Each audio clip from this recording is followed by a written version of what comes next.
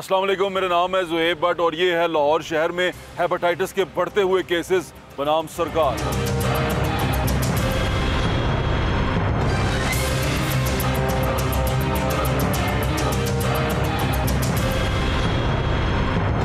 Hepatitis B और सी जानलेवा मर्ज हैं और हेपेटाइटिस बी और सी जिगर को इफ़ेक्ट करते हैं। ये बहुत ख़तरनाक हैं और इनकी बढ़ती हुई शरह लाहौर शहर के अंदर बड़ी अलार्मिंग है।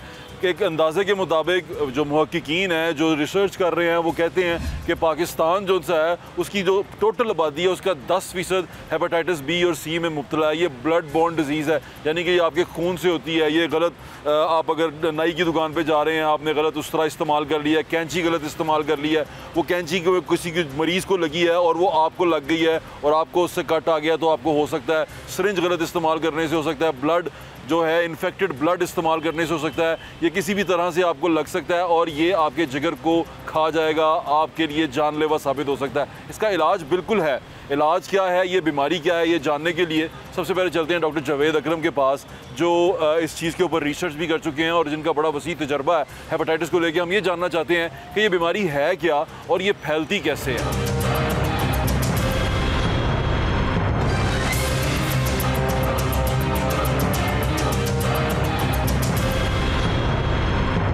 प्रोफेसर डॉक्टर जावेद अकरम, जो साबिक वज़ीर सेहत रह चुके हैं पंजाब के निगरान दौर में। अस्सलाम वालेकुम डॉक्टर साहब। अस्सलाम वालेकुम। कैसे हैं आप? अल्लाह का शुक्र। डॉक्टर साहब, अभी मैं एक टीवी पे एक न्यूज़ चल रही थी लाहौर के हवाले से कि हेपेटाइटिस बी और सी के केसेस बढ़ते जा रहे हैं और वो हेपेटाइटिस बी और सी आपको जब मैंने थोड़ा सा उस पर रिसर्च की तो पता चला ये पता नहीं चलता आपको शुरू में अर्ली स्टेजेस पे कि आपको बी और सी है, और आपको तब पता चलता है जब बहुत ज़्यादा नुकसान कर गई होती है। ये बी और सी हेपेटाइटिस है क्या?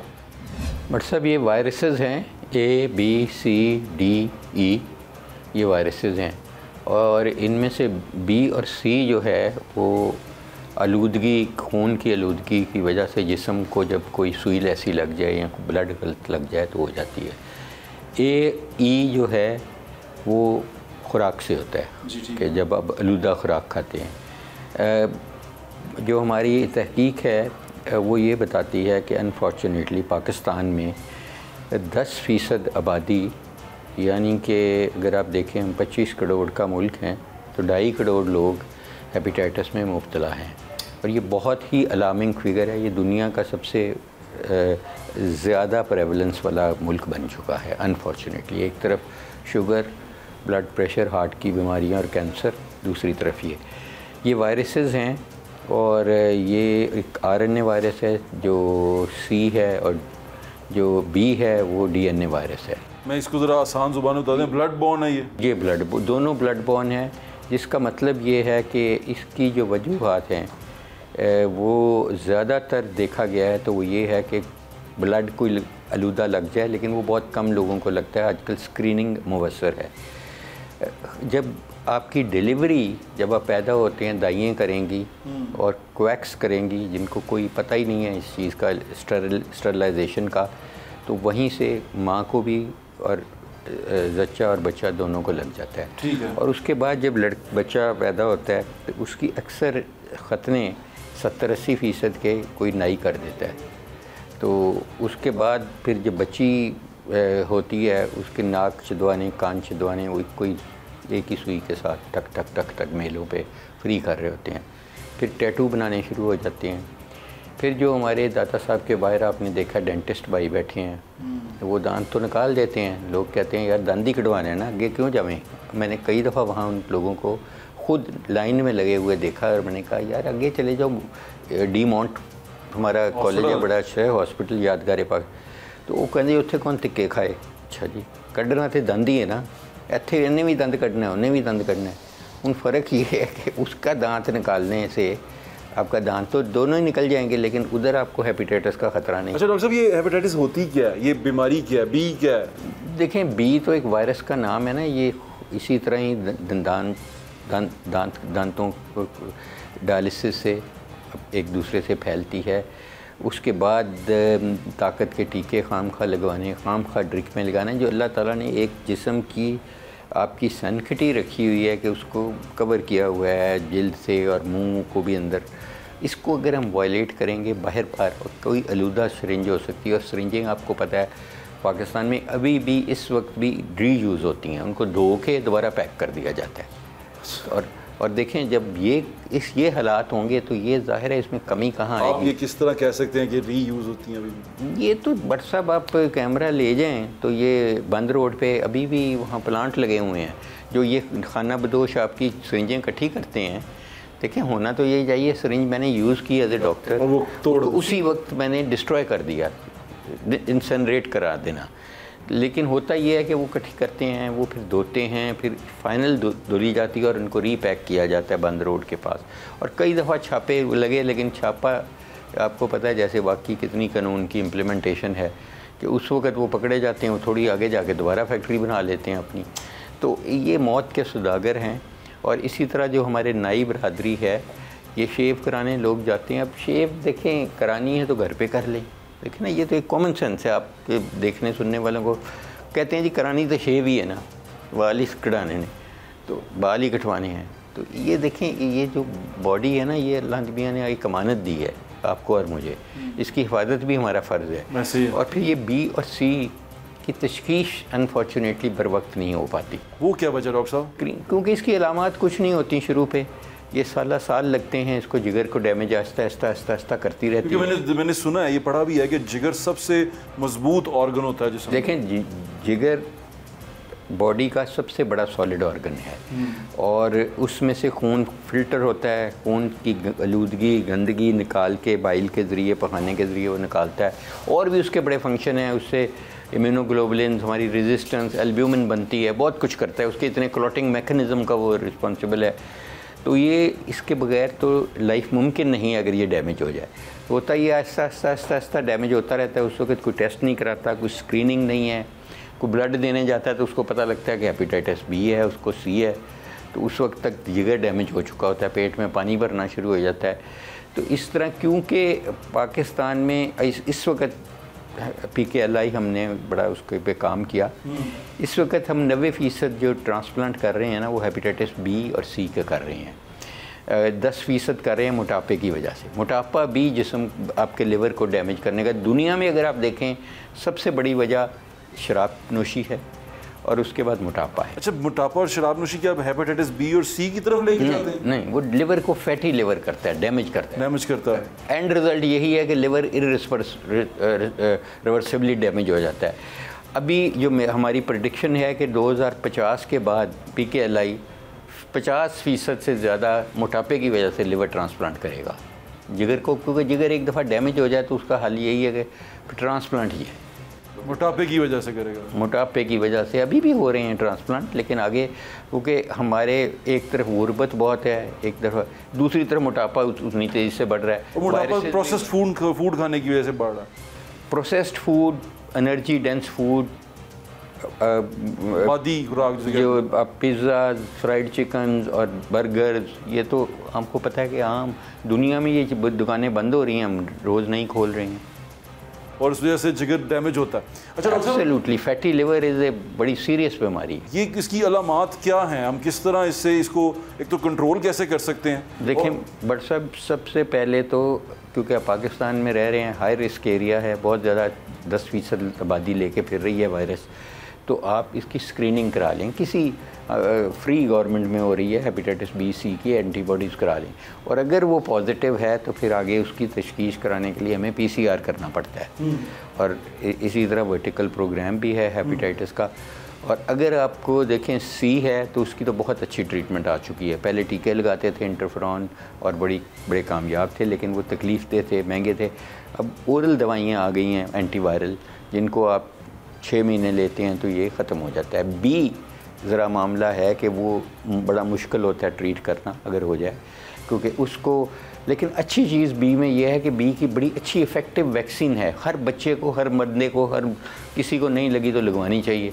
इसके 3 डोजेज़ हैं, एक आज लगवा लें, एक महीने बाद, तो एक 2 महीने बाद, ख़त्म, आपको हेपेटाइटिस बी नहीं होगा। अगर आपको वो उससे आप कॉन्टेक्ट भी होता है तो आपको नहीं होगा? नहीं, फिर जाहिर है उसमें इम्यूनिटी डेवलप हो जाएगी ना, इम्यूनिटी डेवलप हो जाएगी। हाँ जी, और ये तो वैक्सीन प्रिवेंटेबल। ये बी जो है किस चीज़ को इफेक्ट करता है? ये भी जिगर को इफेक्ट करता है। ये दोनों जिगर को इफेक्ट, ये दोनों जिगर को करते हैं, और दोनों का मोड भी ट्रांसमिशन का एक है, और एक डी है जिसको हम डेल्टा वायरस कहते हैं, वो भी इसी तरह ही फैलता है और वो भी इसी तरह इस जिगर को ही इफेक्ट करता है। जी हाँ, जिगर को, और ये सारी आलूदगी से फैलती हैं। एक बहुत बड़ी वजह इसकी दंदान साजी और दंदान साज फैलाते हैं, दूसरा डायलिसिस से, किडनी के डायलिसिस से, तीसरा ब्लड ट्रांसफ्यूजन कहीं स्क्रीनिंग के बगैर हो जाए वो फैलाती है, तीसरा ये नाक कान छिनवाना, खतने, डिलीवरी हैं, ये बॉडी जब एक्सपोज होती है तो उसमें अगर आलूदा चीज़ लग जाए। इसलिए मैं हमेशा कहता हूँ जब आपने ब्लड चेक करवाना है, देना है, खुद सिरिंज ले लें, खोलें, अपने सामने खोलें और करवा के उसको डिस्ट्रॉय उसी वक्त करवाएं। बिल्कुल ठीक है। अच्छा डॉक्टर साहब, अब आगे वाला मरहला ये है कि आपके पास अगर पेशेंट आ गया, अब घर में किसी के पेशेंट है, उसके लिए क्या तदाबीर हैं, उसको उससे दूसरों को ना हो और उसकी एहतियात कैसे की? देखें भट्ट साहब, अगर तो वो हेपेटाइटिस बी है तो फिर बाकी सारी फैमिली को फौरी वैक्सीनेशन लगा दें, नहीं हुई तो होनी चाहिए, वैसे ही पाकिस्तानियों को होनी चाहिए। सी है तो उसका कोई वैक्सीन नहीं है अभी तक डेवलप हुई, तो सी में हम ये कहते हैं कि आप पहले उसको, जिसको है उसकी तशखीस कराएं कि लिवर कितना डैमेज है और उसका ट्रीटमेंट कराएं क्योंकि वो क्योरेबल है, ठीक है। और इसी तरह जो बी है, अगर वो हो चुका है किसी को तो उसकी भी फिर ट्रीटमेंट कराएं। एंटीवायरल ड्रग्स हैं जिससे कंट्रोल हो जाता है, लेकिन उसको ख़त्म करना ज़रा मुश्किल है। वो डीएक्टिव हो जाता है? जी हाँ, डीएक्टिव हो जाता है, लिवर डैमेज नहीं करता। और अगर किसी का इतना लिवर डैमेज हो चुका है तशखीस के वक्त तो वो तो फिर मुश्किल है, उसको ज़ाहिर है हम थोड़ा बहुत दवाइयों से कर लेते हैं वक्ती तौर पे, लेकिन अल्टीमेटली उसका लिवर ट्रांसप्लांट है। क्योंकि अगर हम ट्रीट नहीं करते तो ये हेपेटाइटिस बी सी की वजह से सबसे ज़्यादा कॉज लिवर के कैंसर की पाकिस्तान में यही वायरसेस हैं, ये कैंसर कर देती हैं, हेपेटोसेलुलर कार्सिनोमा। ये ड्रिंकिंग और ये स्मोकिंग, ये कितनी इफेक्टिव? स्मोकिंग डायरेक्टली तो नहीं इफ़ेक्ट करती लिवर को, लेकिन ड्रिंकिंग अल्कोहल डेफिनेटली एक जहर है, ख़ासकर उन लोगों के लिए जो रोज़ पीते हैं और कई साल से पी रहे हैं, तो ऊपर से उनको हेपेटाइटिस वायरस भी हो गई और ड्रिंकिंग, तो ये तो डबल जेपडी हो गई। और ये लिवर को मोटापा भी, फैटी लिवर हो गया फिर तो, और भी, क्योंकि जिसका लिवर फैट जिसमें ज़्यादा है, मोटापा ज़्यादा है, उसको फिर एंटीवायरल्स भी इतना अच्छा इफेक्ट नहीं करती। बिल्कुल ठीक है, thank you so much doctor साहब, आपके वक्त का बहुत शुक्रिया।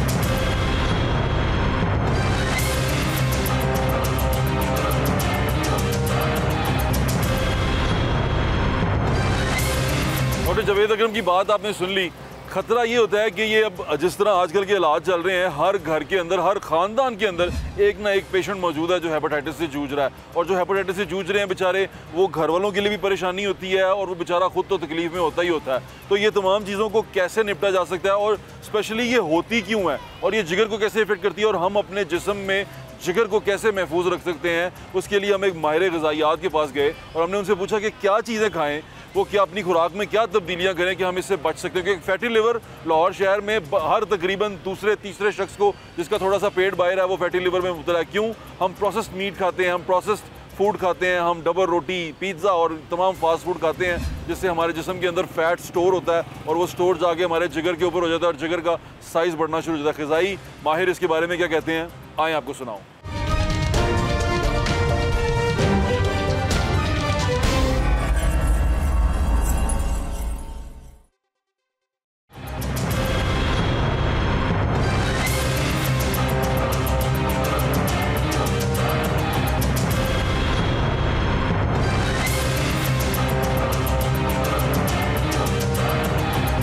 डॉक्टर शहला अकरम हमारे साथ मौजूद हैं, माहिर ग़िज़ाइयात हैं। अस्सलाम वालेकुम डॉक्टर साहब, कैसी हैं आप? डॉक्टर साहब हम आए थे डॉक्टर साहब के पास पूछने के लिए हेपेटाइटिस बी और सी का। हेपेटाइटिस बी और सी जो सी बहुत ख़तरनाक बीमारियाँ हैं, हमें डॉक्टर साहब ने बताया इस बारे में। खुराक का इससे क्या ताल्लुक़ है? क्या ये खुराक से हम इसको थोड़ा, क्योंकि हमने सुना है बहुत सारे लोग कहते हैं खुराक से इलाज होता है, खुराक से इलाज हो सकता है क्या इसका? देखिए हेपेटाइटिस बी जो है उसका तो इलाज हो सकता है ना, हाँ, वो इसलिए कि उसका जो लेवल्स हैं आपके लिवर के जो फंक्शंस ख़राब हो जाते हैं। अगर आप मुरगन ग़िज़ाएँ उस वक्त ना खाएं और आप ज़्यादा पानी लें, और उसमें जैसे कहा जाता है गन्ने का रस भी लोग लेते हैं, जूसेस लेते हैं, लेकिन मैं तो खैर बाकी भी ड्रिंक्स देती हूँ जिसके अंदर एनर्जी होती है, तो उससे आप 2-3 दिनों में आपका ये लेवल्स डाउन आने शुरू हो जाते हैं। हेपेटाइटिस बी इज़ अगर है तो इट्स नॉट दैट बैड। लेकिन जो हेपेटाइटिस सी है that is very worrying. Hepatitis C का ज़्यादा चांसेस होते हैं to end up in cirrhosis, liver shrink भी हो जाता है, और अगर आप ख्याल ना रखें और उसका फिर इलाज भी कराना पड़ता है, उसकी टीके भी लगवाने पड़ते हैं, उसकी वैसे भी ट्रीटमेंट थोड़ा लंबी ट्रीटमेंट है। तो उसमें जो ग़िज़ा है वो बल्कि कम ग़िज़ा उसमें सिलेक्टिव हो जाती है। हेपेटाइटिस सी में उसमें कम ग़िज़ा, हाँ, उसमें सिलेक्टिव हो जाती है। उसमें you have to be very selective, because आप ना बहुत बर्डन नहीं डाल सकते लिवर पे, बिकॉज वो अभी उस वक्त उस तरह काम नहीं कर रहा होता, और थोड़ा सा साइज़ भी उसका चांसेस हैं कि वो छोटा होना शुरू हो जाए, तो उस पर बर्डन नहीं डाल सकते। तो उसमें ख़ासकर लंबी परहेज़ होती है फॉर मैनी मंथ्स। आप उसके मुरगन छोड़ेंगे, आप हेवी ग़िज़ा छोड़ेंगे, आप ओवरलोड नहीं करेंगे अपने आप खुद को विद फूड, आप थोड़ा थोड़ा खाएंगे, वक्फे पे खाएंगे, और ख़ासकर और पानी का ख्याल रखेंगे। लेकिन जैसे होता है ना, जैसे लाइट ग़िज़ा जिसको कहते हैं, वो उसमें बहुत ज़रूरी हो जाती है।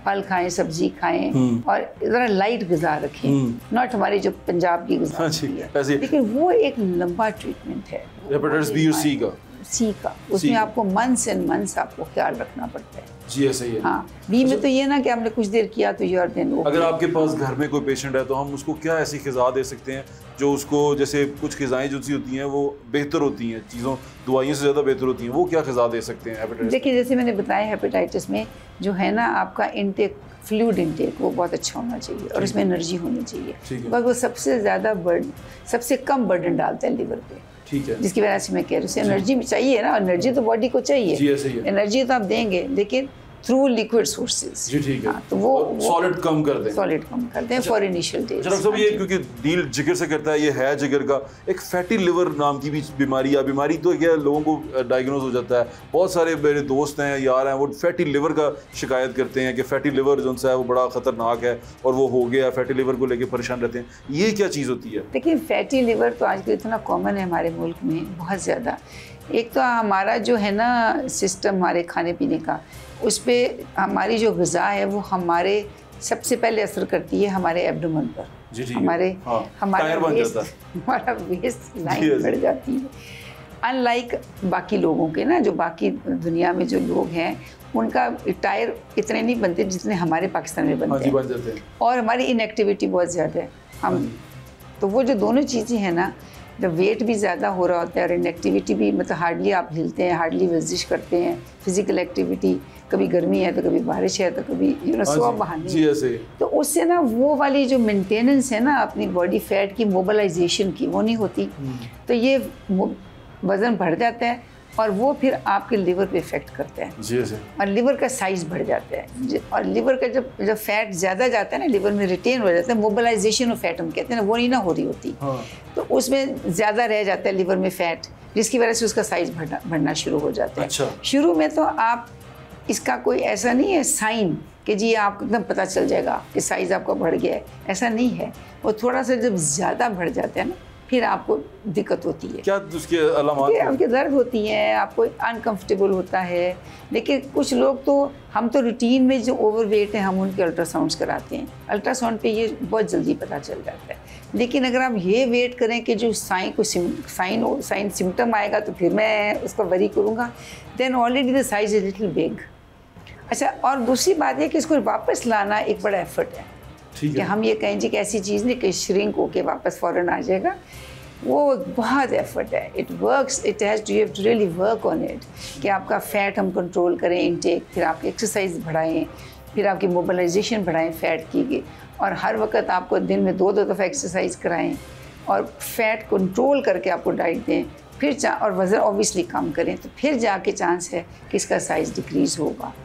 लेकिन बेहतर ये होता है कि आप उसका वरी इतना ना करें जैसे हो गया, आप ये कोशिश करें कि और ना बढ़े। बिल्कुल ठीक है, उसको और बढ़ने से बचाना चाहिए। That is your effort. तो अब दूसरी एक और बात कि अब लिवर जो सा है इसको अब हम हेल्दी रखना चाहते हैं, तो उसके लिए क्या करें हम? कि हम चाहते हैं हमारा लिवर डिटॉक्स रहे, अच्छा रहे। देखिए, हेल्दी लिवर के लिए तो एक ही तरीका है, जैसे मैंने बताया, आप लाइफस्टाइल मॉडिफिकेशन करो, थोड़ा खाओ एक वक्त में, खाना कम करो, एक्सरसाइज करो। 4 चीज़ें हैं, रूल्स हैं।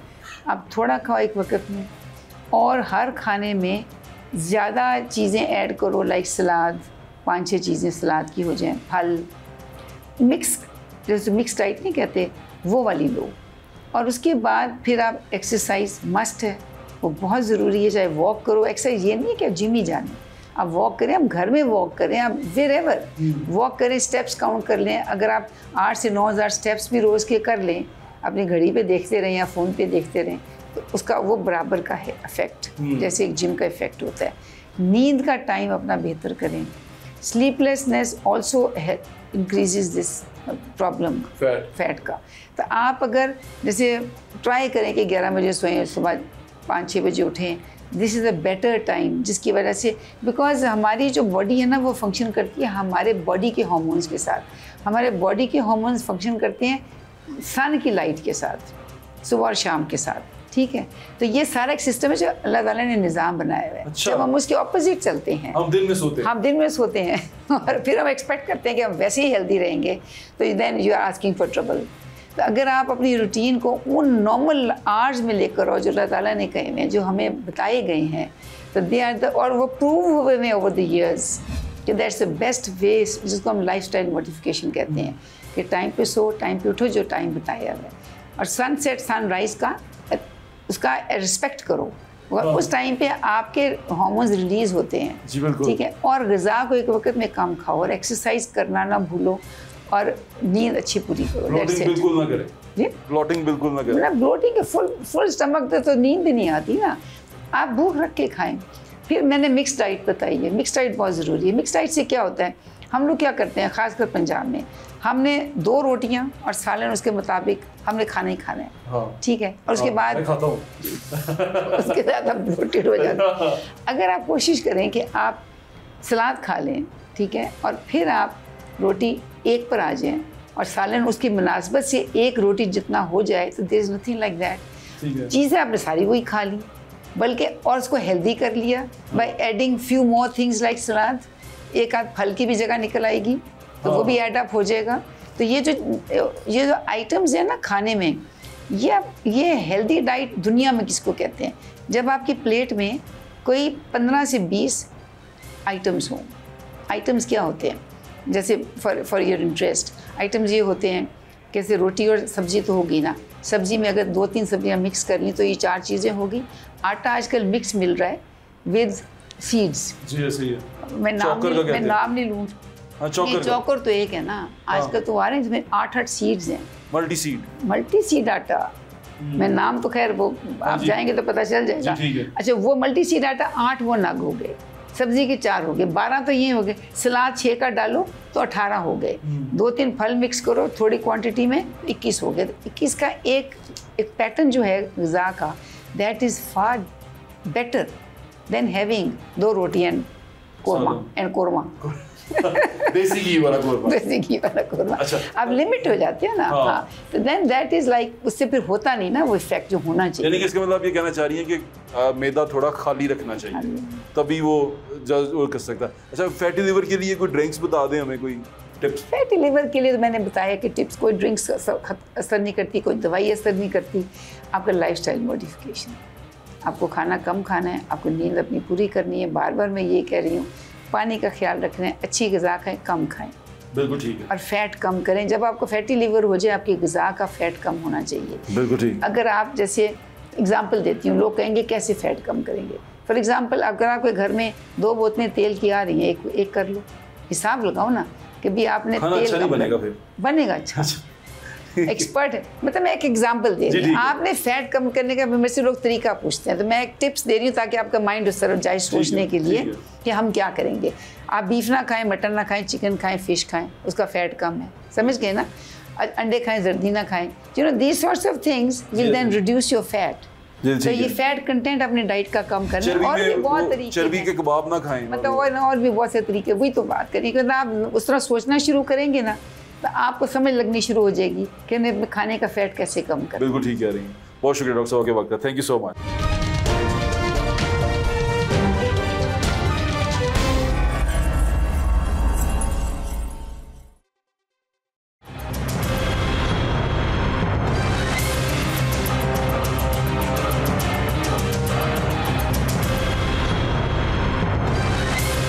हमारे हमारे साथ मौजूद हैं डॉक्टर आतिफ मजीद चौधरी साहब। डॉक्टर आतिफ मजीद चौधरी साहब जिनसे हैं वो YDA के प्रेसिडेंट हैं पूरे पाकिस्तान के। YDA भी मरियम ने भी बड़ा जिक्र किया, वो उस और तरीके से बदनाम हो चुकी है, वो भी उनसे जिक्र करेंगे उस बात का भी। अस्सलाम वालेकुम डॉक्टर साहब, कैसे हैं आप? अल्लाह का शुक्र। सबसे पहले तो CM ने जो आपके बारे में कहा, नेक कलमात कहे, मैं उस पर बड़ा हैरान हूँ। मैं ये मैसेज देना चाहती हूँ मेरे दोनों हेल्थ मिनिस्टर्स यहाँ पर तशरीफ रखते हैं, अगर YDA हो या जो भी हो, किसी ने अवामी खिदमत में, गरीब मरीजों की खिदमत में खलल डाला तो मैं उसके ऊपर आराम से घर नहीं बैठूंगी। मैं किसी ब्लैकमेलिंग में आकर गरीब मरीज सफर करे और मैं चुप करके डर के तमाशा देखती रहूंगी, मैं होने नहीं दूंगी। सख्त एक्शन होगा अगर आइंदा इस तरह की कोई हरकत की तो।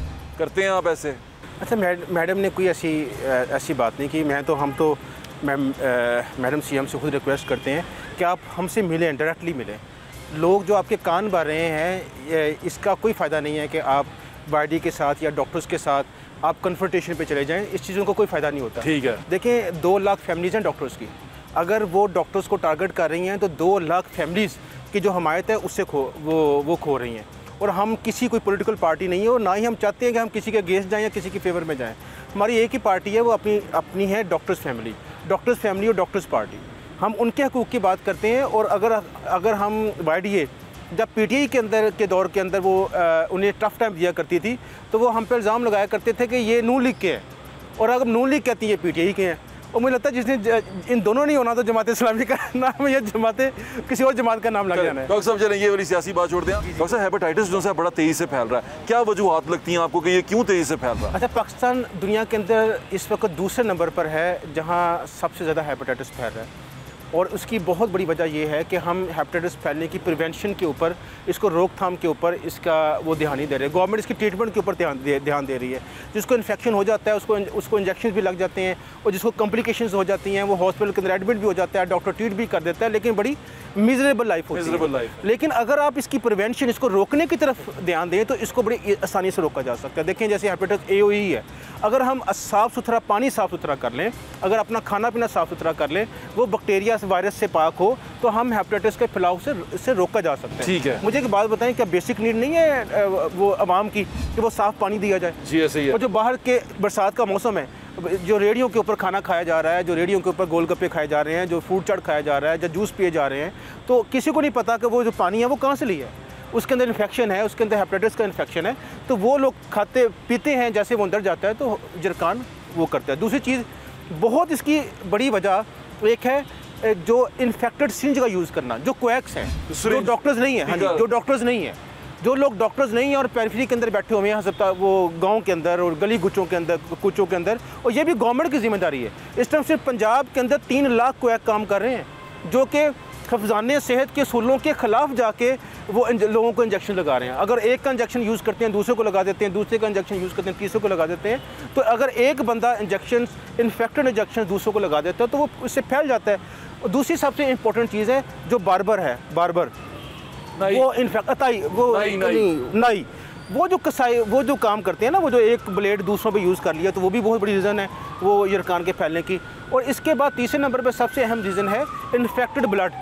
जब आप ब्लड ट्रांसफ्यूजन करते हैं किसी भी मरीज़ को, एक मरीज़ का ब्लड दूसरे मरीज़, एक सेहतमंद इंसान का ब्लड मरीज़ को लगाया जाता है, तो सेहतमंद इंसान के ब्लड चाहे जितना मर्जी बाजार आपको सेहतमंद नज़र आए, उसके आपने टेस्ट करवाने होते हैं, ज़रूरी आप। हाँ जी, उसके यरकान का टेस्ट भी करवाने होते हैं, जो कि लोग नहीं करवाते या ऐसी लैब से करवाते हैं जो इफेक्टिव नहीं होती। और अगर एक सेहतमंद बंदे को वो डायग्नोज नहीं है लेकिन उसे इन्फेक्शन है तो वो मरीज़ को कन्वर्ट हो जाता है। तो ये वो तमाम प्रिवेंशन हैं जिसके ऊपर अगर गवर्नमेंट ध्यान दे तो हम यरकान को बड़े आसानी से रोका जा सकता है। और अगर आप यरकान को रोक लेंगे तो उसकी ट्रीटमेंट पर जो उठने वाला पैसा है वो भी कम हो जाएगा। अच्छा डॉक्टर साहब, एक चीज़ बताएं, ये मैं अभी ब्लड डोनेट करके आया लास्ट डे, मैंने ब्लड डोनेट किया, उन्होंने टेस्ट वगैरह किए, सारा कुछ किया, और वो ब्लड डोनेशन हुआ, और उसने मुझे बताया कि ये फ़लाँ टेस्ट होते हैं, इस तरह करके ये आपका बज़ाहिर सेहतमंद नज़र आने वाला इंसान, उसको वहाँ पर कई दफ़ा सरप्राइज़ हुआ। उन्होंने कहा कि ऐसे ऐसे लोगों को हमने बताया कि आपको हेपेटाइटिस है, कि वो खुद लोग यहाँ पर शॉक में चले गए हैं कि उन्हें हेपेटाइटिस है। ये पता कैसे चलता है और ये किस तरह, कोई अलामात हैं जो शुरू में पता चल जाए? देखिए, एज अ सोसाइटी हमारे अंदर ये कंसेप्ट ही नहीं है कि हम प्रोफाइलैक्टिक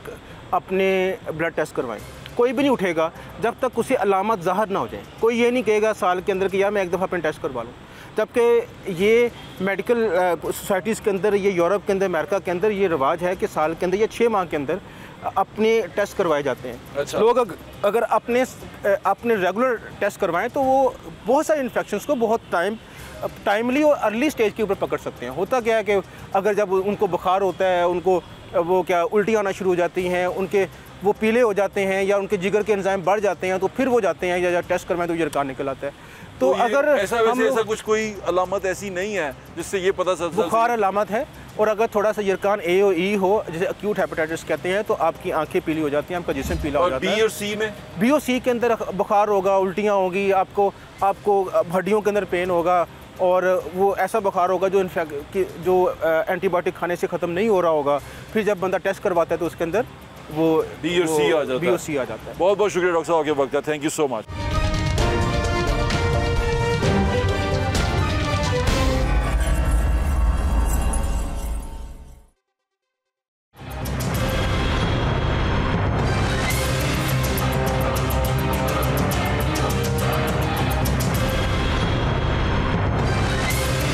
दुनिया में जो तरक्की याफ्ता मुल्क हैं, जो तरक्की पजीर मुल्क हैं, वो बीमारियां कम हो रही हैं, बल्कि कई जगह पे तो ख़त्म हो चुकी हुई हैं। लेकिन पाकिस्तान एक ऐसा मुल्क बनता जा रहा है जिसमें ऐसी बीमारियां जो दुनिया में ख़त्म हो चुकी हुई हैं वो हमारे पास अभी भी मौजूद हैं। उसकी सिर्फ यही वजह है कि बीमारी से हमको आगाही नहीं है। पोलियो दुनिया में ख़त्म होता जा रहा है, हमारे यहाँ मौजूद है और बढ़ता जा रहा है और उसके केसेस निकलते आ रहे हैं। हेपेटाइटिस जो है उसमें पाकिस्तान के जो पाकिस्तानी हैं, स्पेशली खिते में रहने वाले लोग हैं, वो सबसे ज़्यादा हैं और इनको पता ही नहीं है कि इनको बीमारी होती है। इसकी सिर्फ वजह है कि वो आगाह नहीं है इस बीमारी से। ज़ियाबतीज़ यानी कि डायबिटीज़ जो सी है उसमें हमारा नंबर दुनिया के सरे फहरिस्त आ जा रही है, पहले दूसरे नंबर पर जा चुके हैं हम, जिनमें डायबिटीज़ जो पेशेंट यहाँ पर मौजूद हैं। उसकी वजह यही है कि हमारा खुराक का निज़ाम जो हम खुराक खाते हैं वो बेहतर नहीं है। हम जो खुराक खाते हैं वो सेहतमंद नहीं है। हमें मालूम नहीं है कि ये बीमारी किन किन वजूहात से फैलती है। हमें ये मालूम नहीं है कि हम जो खा रहे हैं वो हमारे लिए कितना मुफीद है। हमें ये पता नहीं है कि ये बीमारी से बचा कैसे जा सकता है। हमें ये भी पता नहीं है कि बीमारी से बचने के लिए अगर चीज़ें आ चुकी हैं, वैक्सीन आ चुकी हैं, अगर ये वायरल हैं तो वैक्सीन आ चुकी हैं, वो वैक्सीन कहाँ पर हैं और हमने उन्हें लगवाना है कि नहीं लगवाना। हम हर चीज़ में कन्फ्यूज़ होते जा रहे हैं। अगर हम इसी तरह कन्फ्यूज़ रहेंगे तो बीमारी कभी ख़त्म नहीं होगी और हमारा जो सा मोर्टेलिटी रेट है वो बढ़ता जाएगा, यानी कि पाकिस्तान में अमवात की शरह बढ़ती जाएगी और लोग खतरनाक बीमारियों से लड़ते लड़ते मरेंगे। बीमारी जो सी ऐसी नहीं है कि एकदम से आप मर गए। ये बीमारी जो सी है जिसके घर में आ जाए वो वही जानता है कि इतनी तकलीफ है कि उस बेचारे का ज़मीन बिक जाती है, जेवर बिक जाते हैं बच्चियों के, वो जायदादें बिक जाती हैं सिर्फ बीमारी का इलाज करवाने के लिए। लोगों की कोशिश होती है किसी तरह हम अपने प्यारे की जान बचा लें, उसके लिए उधार लेना पड़े, कर्ज उठाना पड़े, मकरूज़ होना पड़े, कुछ भी होना पड़े, पैसे इकट्ठे करके जान बचाने की कोशिश करते हैं। और इस जान बचाने के अंदर हम जो शुरू में कर सकते हैं, जब हम इस तकलीफ से बच सकते हैं, हम अपने आप को महफूज रखते हैं, वो हम करते नहीं हैं। हमें सिर्फ एहतियातें करनी है, अपने आप को महफूज रखना है।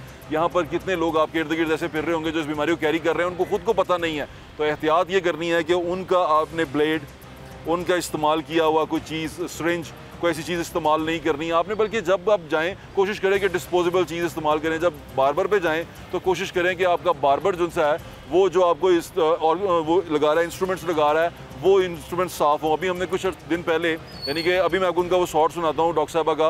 उन्होंने मुझे कहा कि यहाँ पर एक बच्ची है, थैलेसीमिया के पेशेंट्स के लिए गए थे हम कल के शो में। उनको मैंने पूछा कि थैलेसीमिया के बच्चों को बार बार ब्लड लगता है तो वो वल्नरेबल हो जाते हैं बहुत ज़्यादा डिजीज़ के। तो डॉक्टर साहबा ने बताया कि ये बच्चा, एक बच्चा हमारे पास आया, 6 साल की बच्ची थी, उस बच्ची को HIV एड्स थी। अब HIV एड्स क्यों थी, ज़रा डॉक्टर साहबा की बात सुने। अभी रिसेंटली एक बच्ची हमारे पास आई है, डिफरेंट NGOs में नाम नहीं लेती, उनसे वो ब्लड लगवा और पहली दफ़ा हमारे सेटअप में आई है, वो HIV पॉजिटिव है। तो 6 साल की बच्ची अगर HIV पॉजिटिव हो जाएगी, हमने उसको एड्स कंट्रोल प्रोग्राम में उसका डेटा दे दिया, उसका इलाज भी शुरू हो गया। तो ये बहुत ज़रूरी है। पहले ही थैलेसीमिया में है, थैलेसीमिया, आयरन ओवरलोड, जिगर बढ़ा हुआ फेल हो रहा है, दिल के ऊपर आयरन बैठ रहा है, हार्ट फेल से मर जाते हैं, तिलियाँ बढ़ी हुई हैं, ग्रोथ आपने देखी है, स्टंटेड ग्रोथ है, रंग उनके काले हो जाते हैं आयरन डिपॉजिट हो के। तो ये ऑलरेडी बहुत मसाइल है।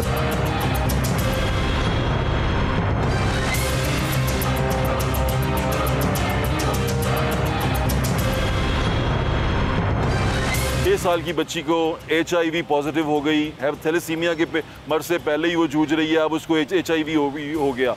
अब HIV जो उसको हुआ वो किस वजह से हुआ? लापरवाही की वजह से हुआ। वो बच सकती थी, ये कुदरती नहीं हुआ, वो उसको उससे बचाया जा सकता था। तो ये बीमारी अगर आपको लगती है तो वो लापरवाही की वजह से लगेगी, और लापरवाही जो सी है वो वैसे भी इंसान की जान ले लेती है। तो कोशिश करें लापरवाही से बचें और एहतियात करें, स्पेशली जब आप ब्लड डोनेट कर रहे हो या ब्लड लगा रहे हो या आपके जिस्म में कोई चीज़ कट कर रहे हो या जिस्म को कोई चीज़ लगा रहे हो, टैटू बनवा रहे हो, कान छिदवा रहे हो, नाई के पास जा रहे हो, कुछ भी कर रहे हो, एहतियात करें किसी भी चीज़ को इस्तेमाल करने से जो किसी और शख्स ने यूज़ की हो, आप उसको यूज़ कर रहे हो अपने ऊपर, तो एहतियात करें कि वो साफ़ हो, स्टरलाइज्ड हो या डिस्पोजेबल हो, वो चीज़ तबाह कर दी जाए। अगर आपको कोई सिरिंज लगाता है डॉक्टर, तो ये देखें कि वो सिरिंज को तोड़ रहा है, उसको डिस्पोज ऑफ कर रहा है। ये चीज़ें देखना बहुत ज़रूरी है। ख़ुद को भी बचाएं, दूसरों को भी बचाएं, इस चीज़ से अपना ख्याल रखें। मुझे ज़्यादा इंशाल्लाह फिर मुलाकात होगी। अल्लाह हाफ़िज़। पाकिस्तान जिंदाबाद।